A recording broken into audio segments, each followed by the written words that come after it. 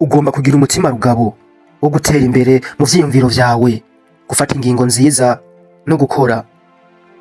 Ubuzima bwa misi yose busaba umutima rugabo kugira ngo ubuzima bube bwiza kandi buguhe umunezero. Bisaba kurinda, kugira uburindutsi kugira ngo uhangane n'ingorane, kugira ngo mu kazi ka buri munsi ukora ubashe gutera imbere.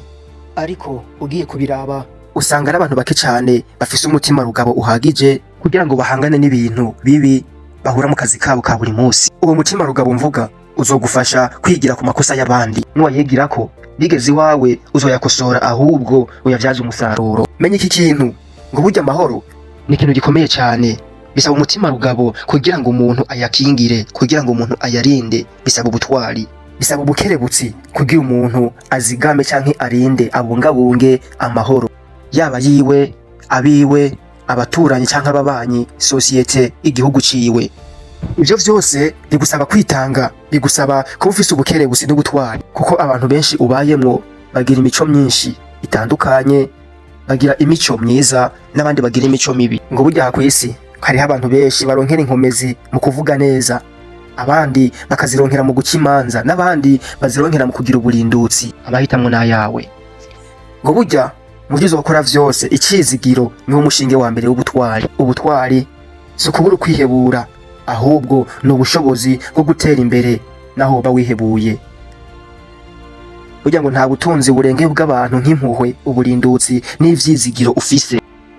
Impanuka canke ivyago canke ingorane ugira, ego birababaje, ariko ntibishobora guhonya mwene ayo matungo yo mu mutima, ntibishobora kugwanya umutima mwiza ufise, ntibishobora kugwanya bwa butwari ndiko ndasobanura, ndiko ndagusigurira ufise. Insobanuro yanje y'ubutwari ngaha ndiko ndavuga nuko utazokwigera ureka ngo umuntu agusobanure, kuko umuntu ntakuzi, burya umuntu ariyizi. Mu gihe kirekire cy'amateka wizigiye umwete wawe bwite, uburindutsi n'ubwenge bwawe. Ugomba kwiyizera no kugira ubutwari, ugatera imbere no kugira umuco mwiza cyane kandi udashobora kuzimangana. Bisaba uburindutsi buke cyane kugira ngo wice kuruta uko bisaba kugira ngo wongere kuvyuka, wongere wivyure. Ibintu vyose biza mu buzima bwawe gira uburindutsi muri vyo, ntutinye, gira ubutwari n'ubwo burindutsi. Ubutumwa bwanje cyane cyane ku bakiri bato, ugwaruka canke uruvyiruko, gerageza kurebera kuri bakuru bawe, gerageza kurebera ku bakubanjirije kubaho, gerageza kurebera kuri babandi bageze kuri vya bindi utaragerako wifuza kugerako. Vyinshi ushoboye kandi bikagenda neza. Ico kintu ni ikintu gikomeye, ariko ugomba kugikora neza kugira ngo ukigereko, ugishikeko.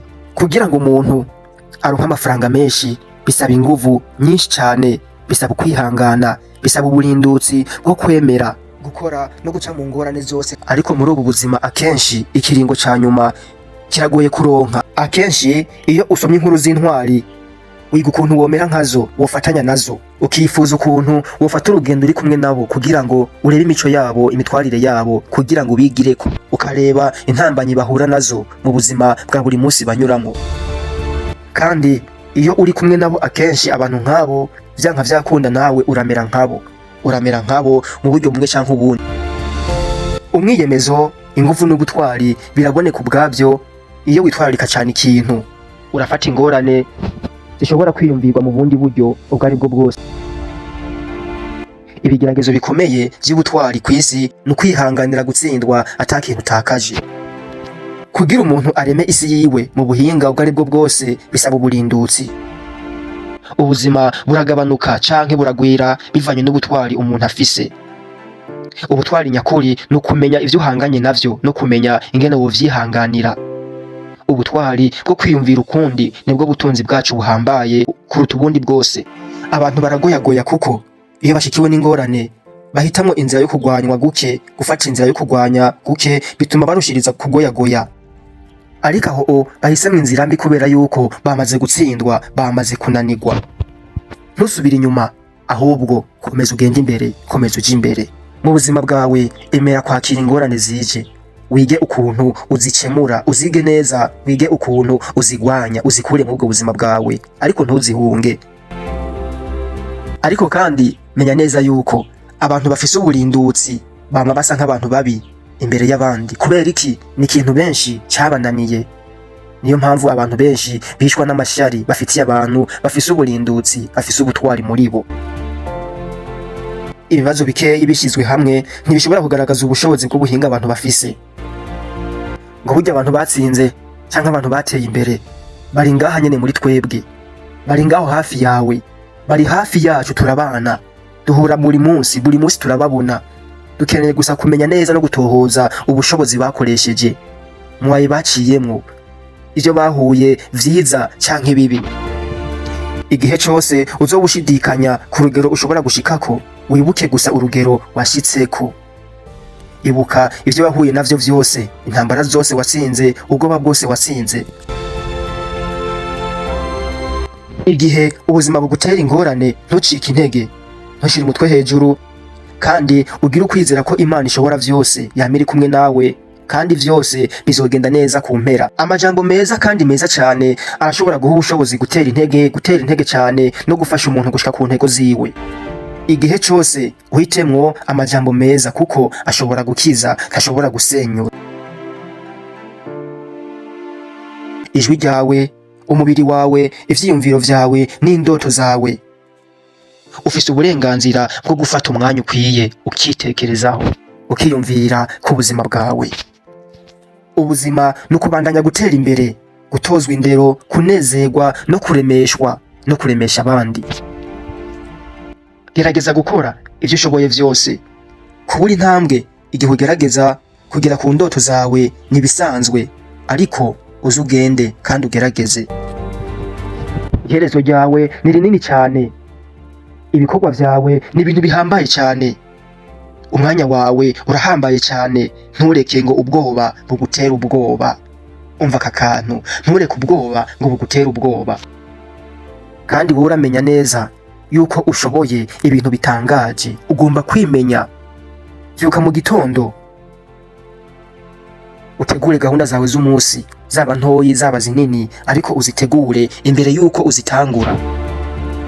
Amahitamo yawe ntabwo ari menshi kandi si make cyane, ni 3: guheba, kwanka, cyangwa se gutanga ivyo ufise vyose. Jewe sinogusezeranira ko uzoronka ivyo ukeneye vyose, ariko ico nogusezeranira nuko ataco uzohindura ku buzima bwawe iyo atakintu bagerageje gukora.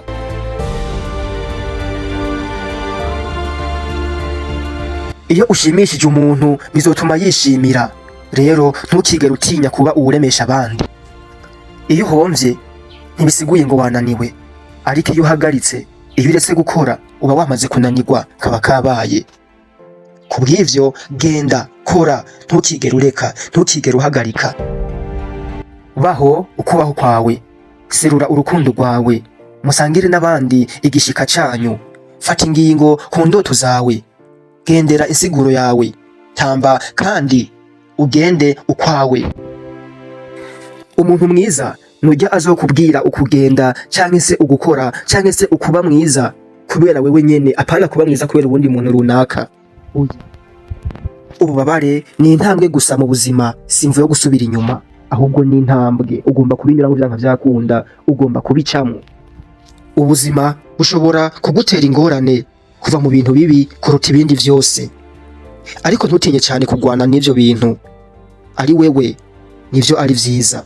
Isi yose wizere uwuriwe, ukunde uwuriwe, wizere ahuja, ukunde ahuja. Mu bihe vyose uzokomere, mu bihe vyose uzugira ukwizera, mu bihe vyose uzugira ubutwari. Muri ivyo vyose vyanka vyakunda uzobitsinda, kandi bizoza mu nzira nziza. Je mwumva ni Sharifu.